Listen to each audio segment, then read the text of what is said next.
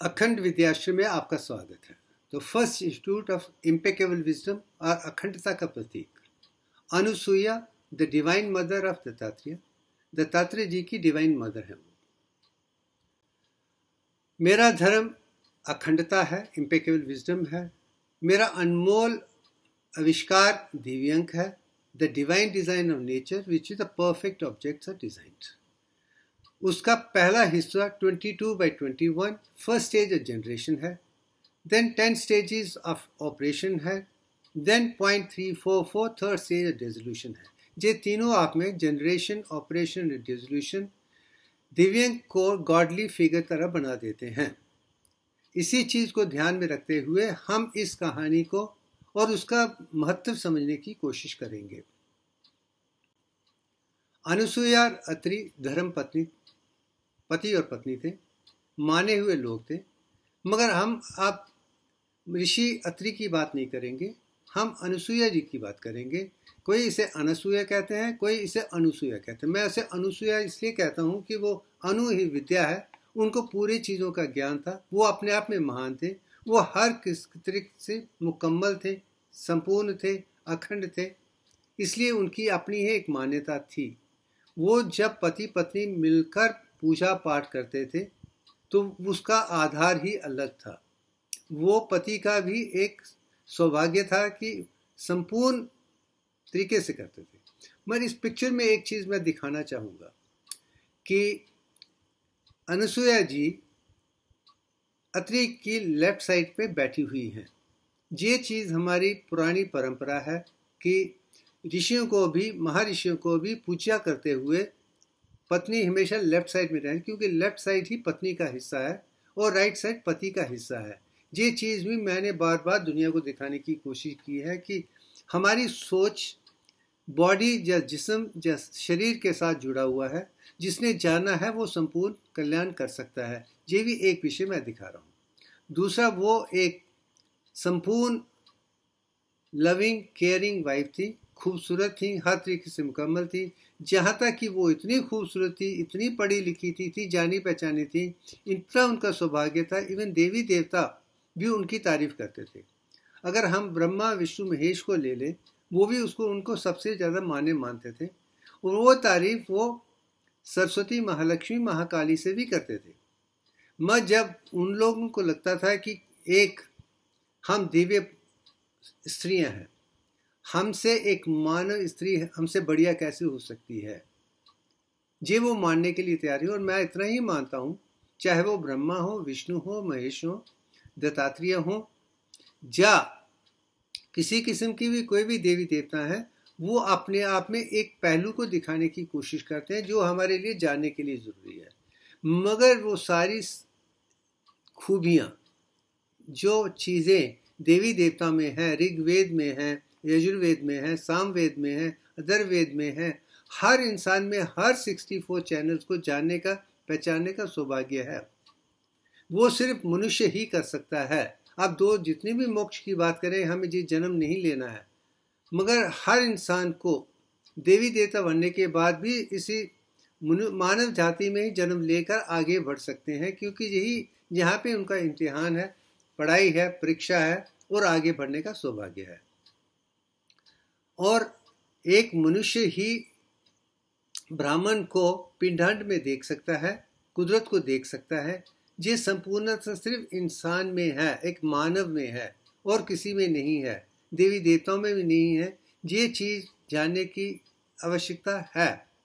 मैं उसी तरीके से लॉर्ड दत्तात्रेय, जिसमें ब्रह्मा विष्णु महेश तीनों हैं, वो अपने आप में संपूर्ण बन जाते हैं। वही इंसान है, वही मुझे देखना है। यही चीज़ मैंने माता वैष्णो देवी के सैंपल में भी देखी है, इस पिक्चर में देखी। इसमें मेरा पूरा ज्ञान, विज्ञान, प्रज्ञान, अखंडता इसी पिक्चर्स के साथ, इसकी जुनी हुई पिक्चर के साथ जो सिंबल मैं बना रहा हूँ उसके आधार पर बना है।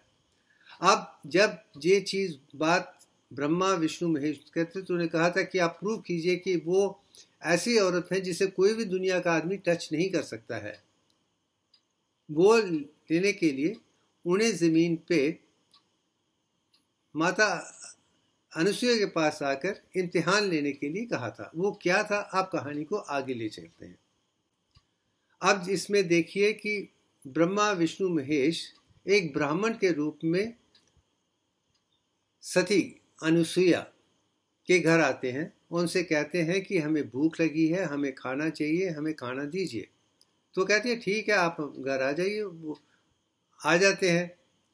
उन तीनों ने वो समय चुना था जब ऋषि अत्रि घर पे नहीं थे, तो वो अकेली थी और उनका इम्तिहान लिया जा सकता था। वो भी एक कहानी का हिस्सा है। अब जब अंदर आके बैठने के बाद उन्होंने अनुसुईया से कहा कि हम ब्राह्मण हैं, आप बिना कपड़े पहने हुए खाना बना के हमें दीजिए, हमें वो चाहिए, ये पहनकर नहीं चाहिए, आपको संपूर्ण होना है। तो वो कहती है कि ठीक है, मैं वो कर नहीं सकती हूँ, मगर एक विचार है, अगर आप छोटे बच्चे बन जाए तो मैं माँ की तरह आपको दूध पिला सकती हूँ या खाना खिला सकती हूँ, तो अब मुझे कोई समस्या नहीं होगी। तो ये सुनकर तीनों के तीनों एक छोटे बच्चे बन जाते हैं, उनके सामने आके बैठ जाते हैं। ये कहानी का अगला हिस्सा है। अब आज पिक्चर में देखिए कि ये तीनों के तीनों बच्चे बन के नीचे हैं और वो माँ की तरह साथ में खड़ी हैं। इसी तरह अत्रि भी घर में आते हैं और वो इस बच्चों को दूध पिलाती हैं, खाती हैं, पिलाती हैं, सब कुछ करती हैं, जिससे वो संतुष्ट हो जाते हैं। संतुष्ट होने के बाद माता अनुसुईया एक ऐसा काम करती हैं वो शायद इतिहास में किसी ने नहीं किया है। वो तीनों को एक ही जिस्म में बना देती हैं, उनको एक फिजिकलाइज फॉर्म दे देती हैं, जिन्हों तीनों की तीनों ट्रिनिटी, चाहे वो ब्रह्मा है, विष्णु है, महेश हैं, तीनों को मिलाकर उनके सामने इंटीग्रेटेड फॉर्म ऑफ दत्तात्रेय की संपूर्णता के साथ पेश कर जाते हैं। और इस वक्त मैं ये भी दिखाना चाहूँगा कि दत्तात्रेय का मतलब कि इन तीनों ने, ब्रह्मा विष्णु महेश ने अत्रि और अनुसुईया की इच्छा का संपूर्ण करते हुए उन पे दे दिया था और वो तीनों एक बन गए हैं। अब ये कहानी एक कहानी है, या सत्य है, या क्या है, ये जानने की हम कोशिश करेंगे। मगर उस चीज़ को जानने से पहले अगली पिक्चर को देखना, जानना, पहचानना मेरे लिए बहुत ज़रूरी है और सबके लिए ज़रूरी है कि उस पिक्चर में ऐसा क्या है, उसमें क्या साइंस है, क्या विचारधारा है, या सोचने के लिए एक जरिया बनाया गया है। आप इस पिक्चर को देखिए। ये पिक्चर मैंने मॉडिफाई की थी 1997 में। 95 में मैंने उस वाला सिंबल बनाया था। उसके बाद दत्तात्रेय और गायत्री को जानने के लिए ये पिक्चर मैंने उठाई थी और वही कहानी मैंने तभी पढ़ी थी संपूर्ण तरीके से, जो मैंने इसमें ट्रांसफॉर्म की है या बदलाई है, जो इसमें देख सकते हैं। अब इस पिक्चर में क्या है मैं समझाने की कोशिश करता हूँ। ऊपर 3 हेड हैं, 3 सर हैं। एक लॉर्ड ब्रह्मा का है, एक लॉर्ड विष्णु का है, एक लॉर्ड शिवा का। तीनों हैं क्योंकि तीनों ही मिलकर संपूर्णता बनाते हैं। Lord Brahma Lord of creation है, लॉर्ड विष्णु डेवलपमेंट कहते हैं, 10 स्टेजेस हैं, और लॉर्ड शिवा मोक्ष देते हैं, संपूर्णता लाते हैं। वो तीनों के तीनों पहलू जरूरी हैं, ये साइंस भी दिखा चुकी है। जब हम रेड ब्लड सेल की क्रिएशन की बात करते हैं, फॉर्मेशन की बात करते हैं, बढ़ने की बात करते हैं, तो फर्स्ट स्टेज ऑफ क्रिएशन है, वो 21 से 22 आ जाता है। देन 10 स्टेजेस ऑफ डेवलपमेंट है, उसके बाद मैचुरेशन है, वो साइज बन जाता है। परफेक्ट एग्जाम्पल जो है रेड ब्लड सेल्स कैसे बनते हैं, एक जर्मिनेट सेल कैसे फॉर्म बन के नॉन जर्मिनेट बन जाता है, वो भी अपने आप में एक उदाहरण में दिखा चुका हूँ। ये चीज़ वहाँ पे नजर आती है। अब आगे चलते हैं तो आप पीछे एक वाइट रोशनी देख सकते हैं। उसका मतलब क्या है कि उनके पीछे जो रोशनी है वो सूर्य भगवान की रोशनी है, वो संपूर्ण है। और वाइट नंदी भी प्योर कॉन्शियसनेस है, अवेयरनेस है, जो कुदरत के साथ हमें जोड़ सकते हैं, वो चीज़ है। और ये 6 हाथ में 6 अस्त्र हैं, 2 में विष्णु के हैं, 2 में ब्रह्मा के हैं और 2 में शिव जी के हैं। ये चीज़ें भी खूबसूरती से इसमें नजर आती हैं। मगर नीचे जो 4 कुत्ते हैं या डॉग्स हैं, वो भी क्यों डाले गए हैं? क्योंकि वो 4 वेदों का वर्णन है।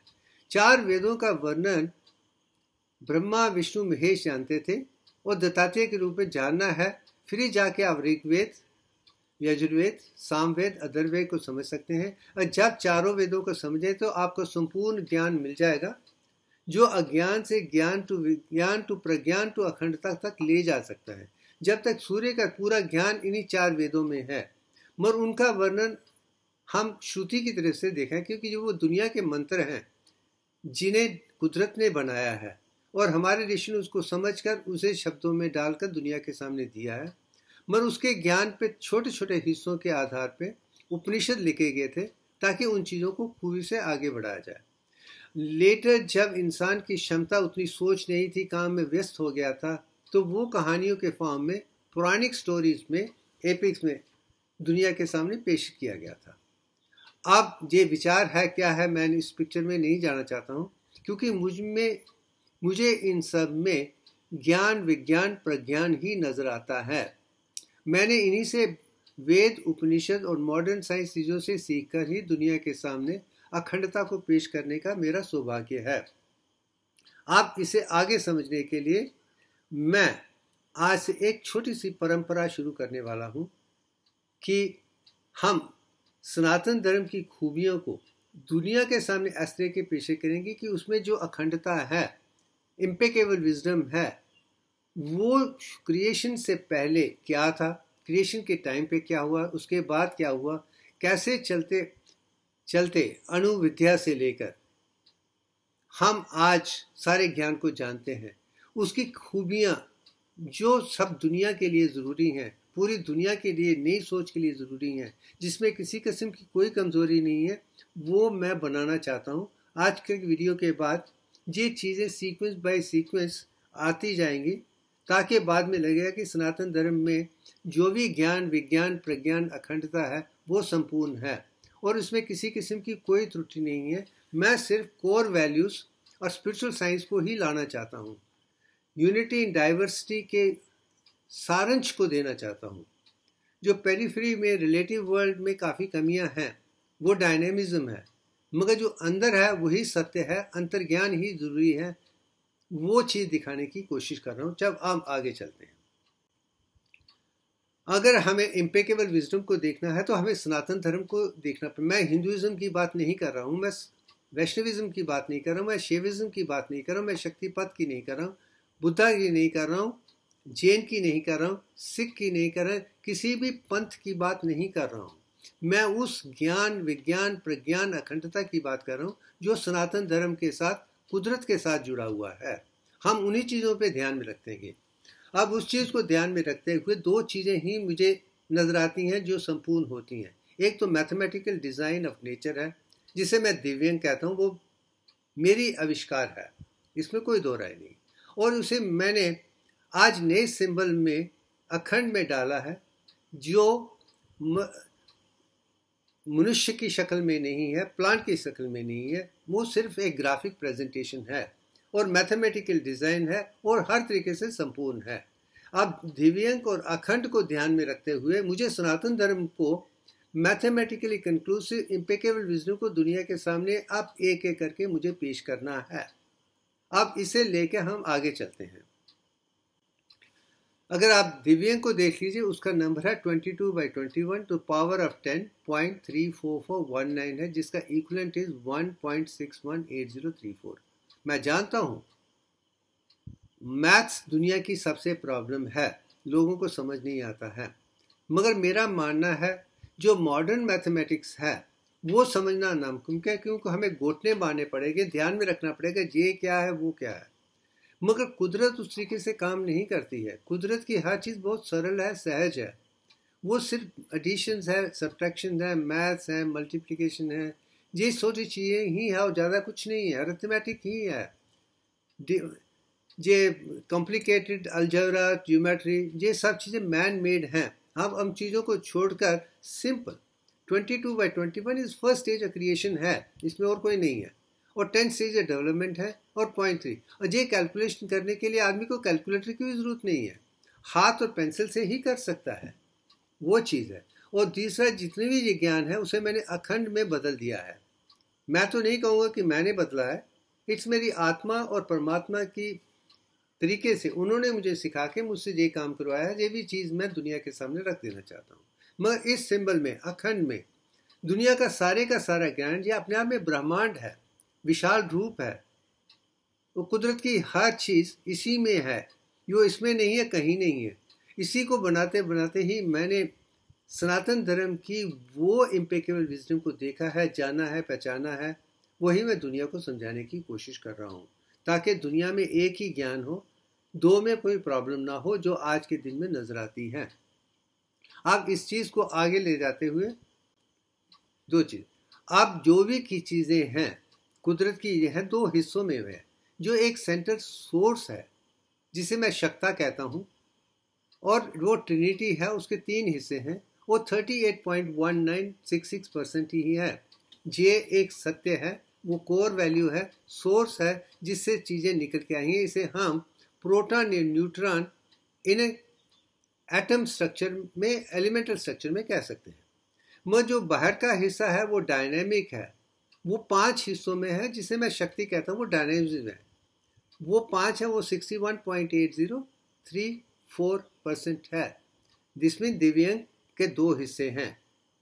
1.618034 वो दिव्यांग है, मगर उसके अगर हम परसेंटेज में डालें तो शक्ता है 38.196% है, और जो शक्ति है 61.803%। अब ये सवाल आता है कि शक्ति को मैंने ज़्यादा दिया है और शक्ता को कम दिया है, क्योंकि शक्ति में डायनेमिज्म है, उसमें मल्टी डायमेंशनल थिंग है।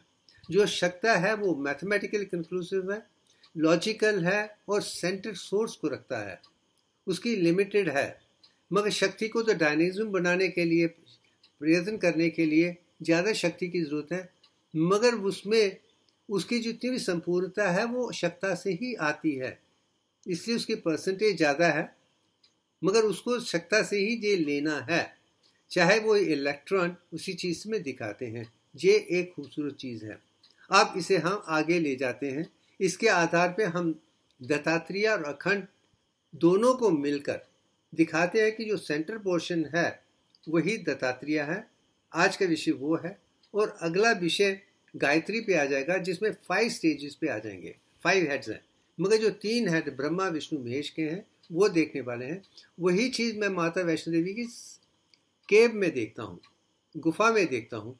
वहाँ सरस्वती है, महालक्ष्मी है, महाकाली है, जहाँ पे शिव जी हैं, ब्रह्मा है, विष्णु है।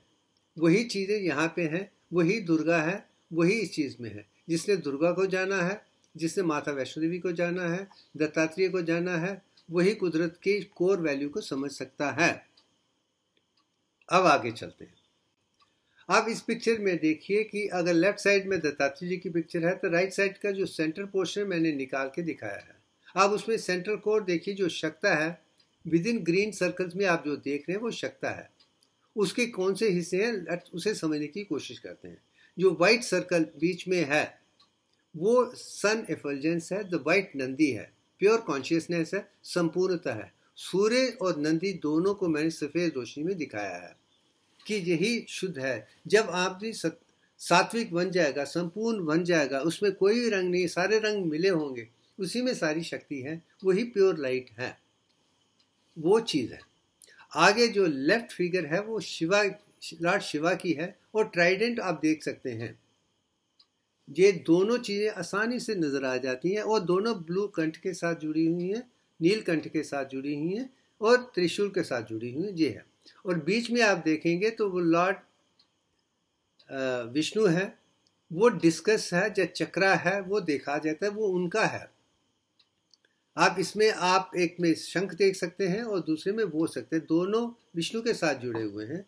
और शंख की जो रेशो है वो दिव्यांग की ही रेशो है, और शक्ता वो फोर्स है, वो डायनेमिज्म है, जिसमें 10 डायमेंशंस हैं, 10 अवतार हैं, वही एक खूबी है। और नीचे जब देखें तो आप ब्रह्मा का तो देखते हैं, तो करमंडल देखते हैं, वो पानी शुद्ध करने की, या पानी हर चीज़ के लिए आवश्यक है, और मंत्र आवश्यक हैं, वो ब्रह्मा के साथ जुड़े हैं, वही ओम है, वही सब देख सकते हैं। आप इसमें ओम भी देख सकते हैं, ब्रह्मा विष्णु महेश को भी देख सकते हैं, पानी की क्षमता भी देख सकते हैं, ट्राइडेंट को भी देख सकते हैं। और ट्राइडेंट का मतलब किसी को मारने का नहीं है, वो ये है कि ब्रह्मा विष्णु महेश, या ईड़ा पिंगला सुषुम्ना नाड़ी का भी है, और अपनी शुद्धियों, अशुद्धियों को शुद्ध करने का, विशुद्धि करने का प्रारंभ है, इसमें अलावा कुछ नहीं है। और साथ में बीच में आप 4 ग्रीन पेटल जो देखते हैं वो 4 वेदास हैं, 4 डॉग्स हैं, जो भी है। तो जो लेफ्ट में देख रहे हैं आप राइट में भी उसी तरीके से देख रही हैं। क्या ये इत्तेफाक नहीं हो सकता है? ये सिंबल बनाते बनाते जब मैंने पहली बार बनाया था फर्स्ट पिक्चर, तो मैंने कभी सोचा नहीं था कि इसमें दुनिया का पूरा ज्ञान बढ़ के आने वाला है, मगर मुझे दिखाया था कि ये गायत्री मंत्र का सिंबल है और चलते चलते इसमें सारी चीज़ें दुनिया के सामने पेश की जाएंगी ताकि सब दुनिया को अज्ञान टू ज्ञान टू विज्ञान टू प्रज्ञान टू अखंडता तक ले जाएगा। सूर्य का पूरा इम्पेकेबल विजडम दुनिया के सामने पेश होने वाला है। ये मुझे बताया गया था 95 में ही, और ये देखे मैं दुनिया को बताना चाहता हूँ। अब आगे चलते हैं। अब सारंश का जो सबसे पहले जो क्रिएशन से पहले था, ऋग्वेद में लिखा हुआ है कि सबसे अंधकार था, तमस था, इनर्शिया था। और ये भी कहा गया है कि ये देवी देवता भी नहीं जानते हैं क्योंकि वो क्रिएशन के बाद ही पैदा हुए थे। मगर मेरा मानना है कि जो इंसान कुदरत के साथ जुड़ा हुआ है वो सब जान सकता है, उसका आंसर मिल सकते हैं। ये पहला सारंश है। मगर उस सारंश को दुनिया के सामने पेश करने का सौभाग्य महर्षि यज्ञवल्क्य की दी है। वो अकेले ही ऐसे हैं जो यजुर्वेद पे काम करते हैं, ऋग्वेद की नहीं है, यजुर्वेद की शुक्ला पक्ष में है। और उन्होंने दिखाया है कि ये जो फॉर्म है वो निरंकार नहीं है, निर्गुण नहीं है, उसका एक आकार है, मगर वो मृत्यु फॉर्म में है, वो डेड मैटर है। उसने ये नहीं कहा ये शून्य में कुछ नहीं है, ये छोटा बड़ा कुछ नहीं है, जो भी है। इसके आधार पर मैंने यही समझा है कि कुदरत में जो भी आज है, आज कुदरत बनने से पहले भी वैसा था, मगर उसकी 3 स्टेजेस में है। क्रिएशन से पहले, क्रिएशन के टाइम और क्रिएशन के बाद। जो एनर्जी और मैटर का संतुलन है वो आपस में एक जैसा ही है। और यही सत्य मैंने जाना है, यही सत्य मैं दुनिया को दिखाने की कोशिश कर रहा हूँ कि कैसे एक चीज़ 3 हिस्सों में बन जाती है, चाहे उसे ब्रह्मा विष्णु महेश कहिए, सरस्वती महालक्ष्मी महाकाली, या पास्ट प्रेजेंट और फ्यूचर कहिए, हर चीज़ उसी चीज़ के साथ जुड़ी है। अब आगे चलते हैं। अब क्योंकि मैं मानता हूँ कुछ है तो क्या हो सकता है, तो ये आधार की जो आत्मा है वो कोई काट नहीं सकता है, मार नहीं सकता, कुछ नहीं कर सकता है, वो संपूर्ण है। वो किस चीज़ एलिमेंट में हो सकती है वो मुझे नोबल गैस में नजर आई। और उसमें मैंने देखा कि जो पहली नोबल गैस है हीलियम 4 है, वो मेरी अंतरात्मा है। मैं जो कुदरत ब्रह्मांड बना था वो नियॉन 21 से बना है। जो महाब्रह्मांड है वो आर्गन 40 से बना है, जो आदि पराशक्ति से बना है।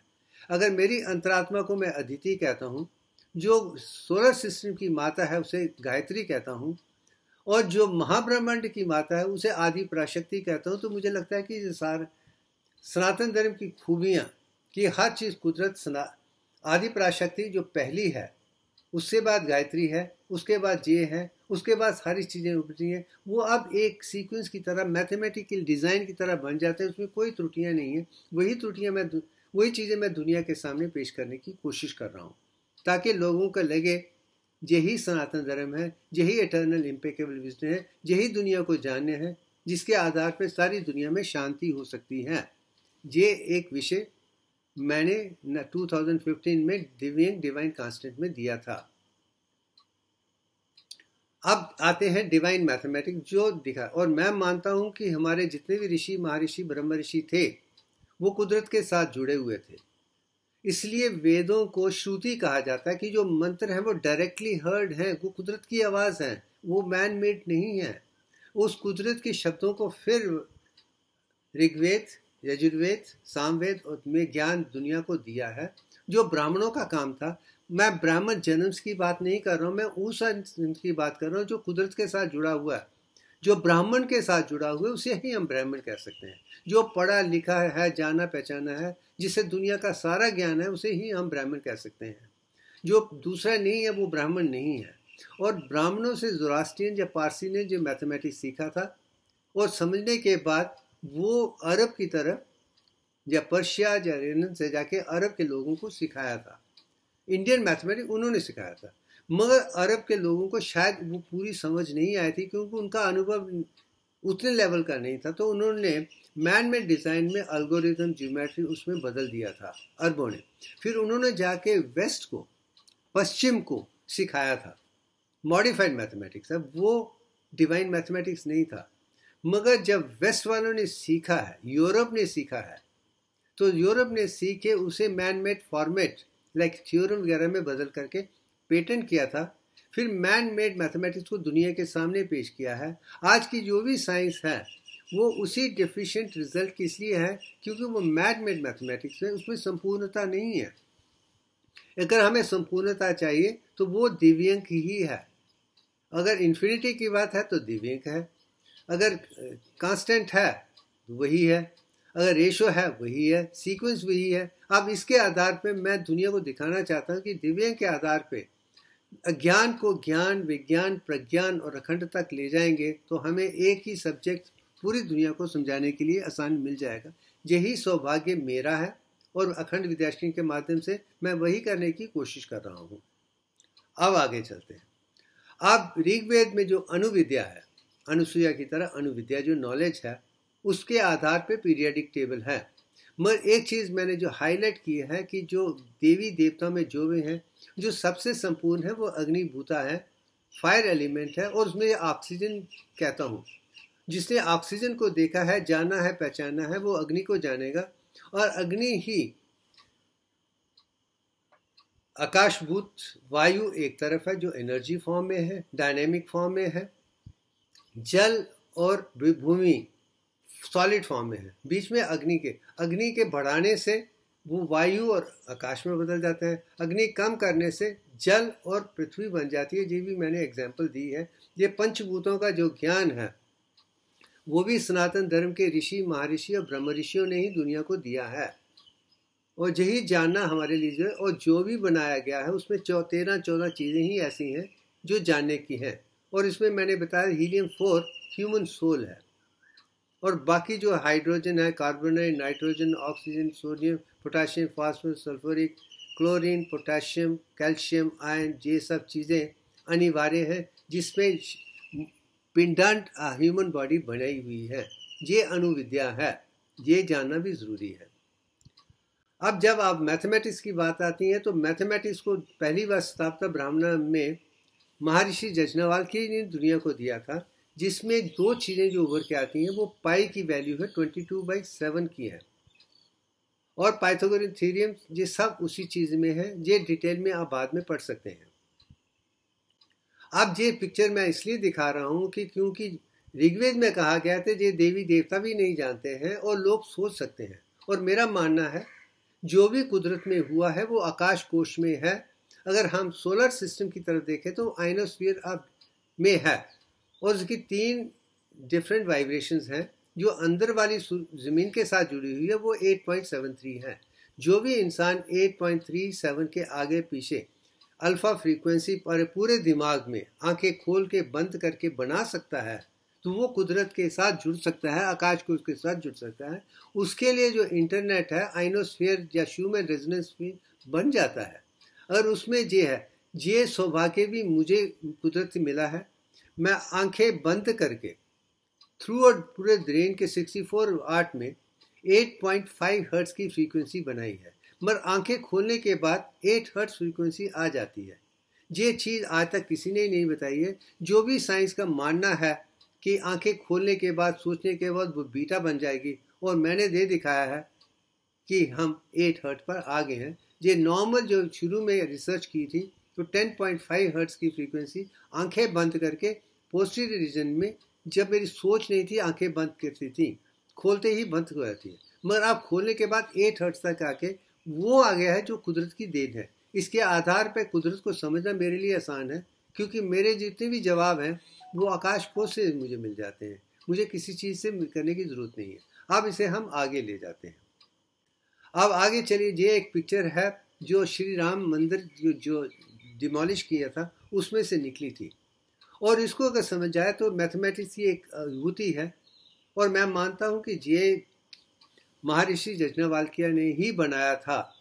आप उसकी दिशा आप देख सकते हैं। इसमें जो खूबी है कि सेंट्रल 1 है, आप डॉट देख सकते हैं। उसके बाद आगे 7 हैं, दैट मीन जो एक 7 हिस्सों में मैथमेटिकल डिज़ाइन है, वही 22/7 में है या 1/7 में आप देख सकते हैं, जो आप मैं दिखाने वाला हूँ। मगर अंदर के सर्कल में जो है वो 13 है, वो 5 और 8 की दिव्यांग सीक्वेंस है। और जो अगर आप आउटर सर्कल को देखते हैं तो उसमें 29 है, वो 3, 5, 8 और 13 है, वो भी दिव्यांग सीक्वेंस ही है। और इसका कितनी खूबसूरती से दिखाया गया है, यही सोच विचारधारा जयस्वाल जी की थी। मैं वही समझकर एक सिंबॉलिक लैंग्वेज से दुनिया को दिखाना चाहता हूँ। अब आगे चलते हैं समझने के लिए। आप देखिए कि जो पाई है उसकी डेसिमल वैल्यू जो आज के मैथमेटिशियन ने दुनिया को दी है, वो लेफ्ट साइड में आप देख सकते हैं, वो इन्यूमरेट नंबर है, वो गलत है। मगर जो जयस्वाल की वैज्ञानिक मैंने दिखाया है कि जो 22/7 है 3.142857 ही है, उसके बाद 142857 ही बढ़ता जाएगा, उसमें कोई नहीं है, 6 ही चीज़ें हैं। उसके आधार पर मैंने जो सिंबल बनाया था वो अपने आप में खूबी है। आप फिबोनाची सीक्वेंस जो 1, 1, 2, 3, 8, 5, 13, 24 है, वो आप कुदरत में देख सकते हैं, इस पिक्चर में देख सकते हैं। ये फिबोनाची सीक्वेंस ने कहा था इंडियन सीक्वेंस है, ये वेस्टर्न नहीं है।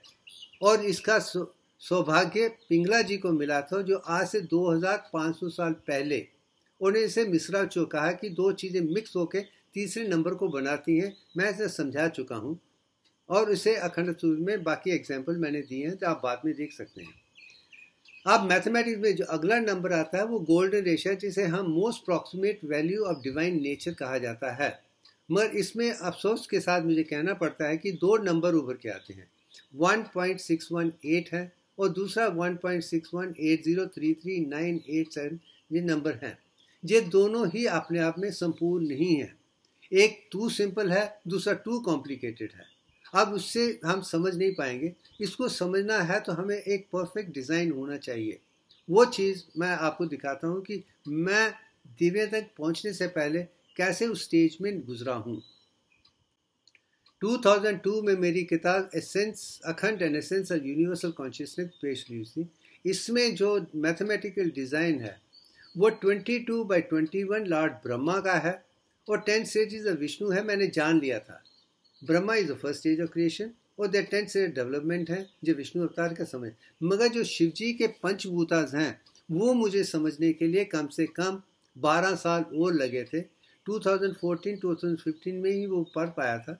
उसके आधार पर मैंने उसको 22/21 पार्ट 10.34419 करके वो नंबर दिया है, जो precise concise most approximate value है, जो हर तरीके से मुकम्मल है, संपूर्ण है, अखंड है। यही चीज़ एक चीज़ उभर के आती है। अब इस चीज़ को कैलकुलेट कैसे किया जा सकता था? लोगों में बहुत किस्म मैन में डिज़ाइन एल्गोरिदम साइन वाइन उसकी ज़रूरत नहीं है, मेंटली कर सकते हैं, एक आर्टिस्ट कर सकता है। मैं वही अब दिखाने की आपको कोशिश कर रहा हूँ। अब मैंने दिखाया है कि 100/100 का मैंने स्क्वायर बनाया है। उसके भी पाइथागोरियन थ्योरम के आधार पे जो महर्षि यज्ञवल्क्य ने बताया था उसके आधार पे मैंने दिखाया है कि 100 × 100 161.8034 से आप दिव्यांग रेक्टेंगल को बनाई है। उसमें आपको ये नंबर आसानी से मिल सकता था और मैं जानता हूँ ये नंबर आप मुझसे पहले भी दूसरे कर सकते थे अगर वो यज्ञवल्क्य जी की ब्राह्मणा को समझ पाते थे या यजुर्वेद को समझ पाते थे, जो मैथमेटिक्स को समझते थे। ये सौभाग्य भी मुझे मिला है, मुझे खुशी है। आप इस चीज़ को 10.34419 है, वो भी मैंने मैथमेटिकली डायग्रामेटिक सिंबॉलिक रिप्रेजेंटेशन इसमें दिखाया है।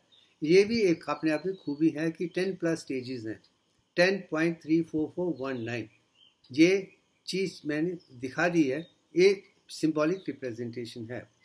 अब आगे चलते हैं। अब 22/21 टू द पावर ऑफ 10 तो मैंने देख लिया था, मगर जब शिव की बात आती, थर्ड नंबर की बात आती है, तो मुझे समझने के लिए पहले गायत्री पिक्चर को समझना जरूरी था, उसके बाद शिव जी के पिक्चर को समझना जरूरी था, दत्तात्रेय को समझना जरूरी था। फिर उसके आधार, क्योंकि मेरे पास 1.618034 है, वो संपूर्ण नंबर मिल गया है, तो अब मेरे लिए ये 5 डिजिट को कैलकुलेट करना मुश्किल काम नहीं था।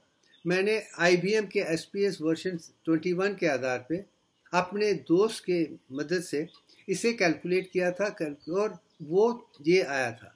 और खूबी क्या कि जो 5 के 5 नंबर 21 बन जाते हैं।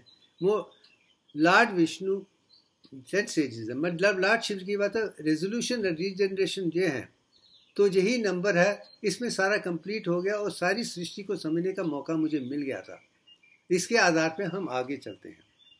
अब जब हम आगे देखते हैं कि दिव्यांग सीक्वेंस को मैंने पुराने सिंबल को दिखाया था कि जिसमें अगर रेड लाइन देखें तो वो 16.8034 है। अगर आप ग्रीन लाइन जो लेफ्ट साइड की नीचे साइड है वो 1 के बराबर है। अगर आप ब्लू लाइन पे चले जाएंगे वो 61.8034 है। अगर वाइट लाइन पे देखेंगे तो वो 38 है। ये दिव्यांग ही के आधार पे पंचभूता हैं। ये चीज़ इसमें बड़ी खूबसूरती नज़र आती है, ये भी मैंने दिखाई है। अब एक सवाल आ जाता है कि the man who knew infinity में लिए रामानुजम का नाम खुद के उभर के आता है। उन्होंने 2 इक्वेशन जो दी थी जिसके आधार पे उनको कहा गया था, मगर मैं ये जानता हूँ कि वो 100 या 200 तक ठीक है, उसके बाद कहीं ना कहीं वो ख़राब हो जाती हैं। They don't stand the truth beyond 100 या 200 लेवल्स, वो संपूर्ण नहीं रहता है। ये मैथमेटिकल डिज़ाइन जो मैन मेड डिज़ाइन के आधार पे है, वो डिवाइन मर्जर नहीं है, इसलिए जो कमी है। मगर मैंने जब नेवर एंडिंग इन्फिनिट नंबर को देखा था तो 100 को अगर आप बढ़ाते जाएंगे तो वो अपनी जगह है, कम करते जाए तो अपनी जगह पे है, और जो इन्फिनिटी कांस्टेंट है वो 61.8034 ही है। ये चीज़ भी मैंने दुनिया के सामने पेश कर दी है। अब आप जब दिव्यांग की बात करते हैं उसकी रेशो 38 और ये है, और स्क्वायर ऑफ 61.80 का है वो संपूर्ण 38.1966 है। ये अमेजिंग है, क्यों इसमें कोई भी गलती, क्योंकि ये कुदरत की देन है, ये मैन मेड नहीं है। और कुदरत जो भी करती है वो संपूर्णता होती है, उसमें अखंडता होती है। ये चीज़ भी मैंने दिखाने की कोशिश की है। अब इसे समझने के लिए मैंने इसे 10 स्टेजेस में कैसे कम होता है, 100 से फिर 61.38 कम करते करते 10 स्टेज में 1 के अंदर रहता है, पर उसके बाद 1 के नीचे चला जाता है। इसका मतलब इसकी ओनली 10 स्टेजेस हैं। ये चीज़ मैंने इसमें दिखा दी थी। अब दुनिया की सबसे खूबसूरत ये है कि मैथमेटिकली फीमेल मेंस्ट्रुअल साइकिल को दुनिया में जो भी पढ़ाया जाता है, school college to the university through the world, जो भी दिया गया है वो डिफेक्ट है। मगर दिव्यांग सीक्वेंस के आधार पे जो मैंने बनाया है वो संपूर्ण है। और मैं ये दिखाना चाहता हूँ दिव्यांग ही हर सवालों का जवाब है। इसने वो सवाल है जो मैंने अकेले ही दुनिया के सारे मेडिकल प्रोफेशनल के कह दिया कि आपकी सोच लिमिटेड है, वो संपूर्ण नहीं है जो कुदरत के साथ जुड़ी है। ये चीज़ मैंने इसमें दिखाई है। अब इसे आगे ले जाते हैं। वो सिर्फ पूरे का पूरा सारांश इस पिक्चर में ही है और कुछ नहीं है। एक पिक्चर सिंबॉलिक में जिसमें आप 22/21 भी देख सकते हैं, सब चीज़ें देख सकते हैं, 10 सिंबल्स देख सकते हैं, ईडा पिंगला देख सकते हैं, पिंगला जिस्म देख सकते हैं, सोलर सिस्टम देखते हैं, ब्रह्मांड देख सकते हैं। कुदरत की हर चीज़ इसी में है और अखंड पिक्चर में है। ये जीवन का सत्य है। Anyway, thank you very much. It was lovely talking to you and sharing a new sequence. Thank you very much.